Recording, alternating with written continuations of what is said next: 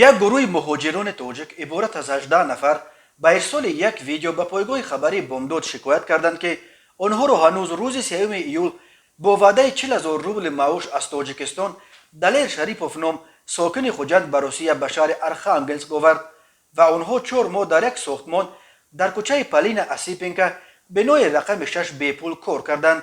این ساختمان را شرکت پرگرستروی بر عهده داشته است.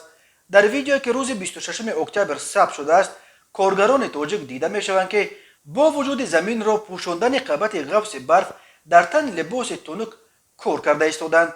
گوینده نوار میگوید به آنها در این 4 ماه کاریشان نه فقط معاش وعدگی را ندادند، بلکه حالا باز 1,200,000 روبل قرضدارشان کردند. یکی از مهاجران فریب خورده در صحبت با بامداد گفت طبق توافق آنها را با جای خواب و خوراک بی پول باید تامین میکردند و هر ماه 40,000 روبل معاش میدادند. او افزود ولی در این 4 ماه 18 نفر در مجموع همگی 120,000 روبل پول گرفتیم که به حساب میانه سر هر کداممان 7,000 روبل هم نمی شود.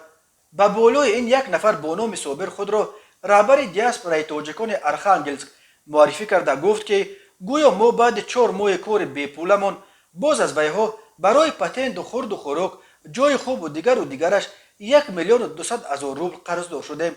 ما مجبور شدیم که از آنجا گریزیم ولی آنها به ما تهدید کرده ایستادند. اخیرا یک نفر از تاجیکستان زنگمان زد و تهدید کرد که یگام ویدیو نکنید که مسئلهتان بیزید می شود. همصحبت بامداد گفت این 4 ماه را در چنین شرایط غلامی چگونه بسر کردند فقط خودشان میدونند و خدا. گاهی وقت شد که گرسنه خوب رفتیم، کسی نمیدوند که قرض نکرده باشیم. صابر و دلیر را پرسیدیم که ما 4 ماه کار کردیم، پولمون کجاست؟ میگوید 1,200,000 دیگر باید بدهید، بعد قرض بلیط و پتنت و جای خوب و خورد و خوراکتان بود می شود. این اگر غلامی نیست پس چیست؟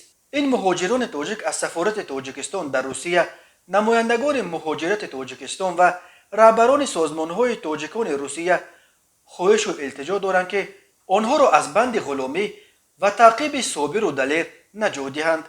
بعد فرار مردکاران تاجیک صابر و دلیر تلفن‌هایشان را کشتند و به اداره بامداد میسر نشد که با آنها تماس بگیرد و فکرشان را درباره این ماجرا پرسد.